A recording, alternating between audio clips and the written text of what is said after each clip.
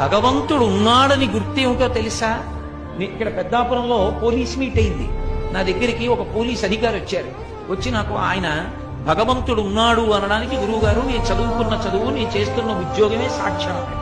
నేను తెల్లబోయి అది ఎలా అన్నాను అంటే ఆయన అన్నాడు, నేను వేలిముద్రల నిపుణుణ్ణి గురువుగారు. అమ్మ కడుపులో ఉండగా 4వ నెలలో వేలిముద్రలు ప్రారంభమవుతాయి. ప్రారంభమైన వేలిముద్రలు 6వ నెల వచ్చిన తరువాత బాగా ముద్రలన్నీ గట్టిగా ఆ వేళ్ల చివర ఏర్పడతాయి. అమ్మ కడుపులో 6వ నెలలో ఏర్పడినటువంటి వేలిముద్రలు మళ్ళీ ఎప్పుడు పోతాయంటే శవమైపోయిన తర్వాత కూడా పోవు. డీకంపోజిషన్ అంటాం. డీకంపోజిషన్ అంటే ఆ శరీరం ఇంకా చివికిపోయి బ్రహ్మాండంలో కలిసిపోవడానికి సిద్ధపడిపోతుంది, ఉబ్బిపోయి పగిలిపోవడానికి. అలా వికారమును చెందిపోయిన తర్వాత అప్పుడు మాత్రమే వేలిముద్రలు మారతాయి. అప్పటి వరకు వేలిముద్రలు మారవు. ఒక్క వేలిముద్ర ఇలా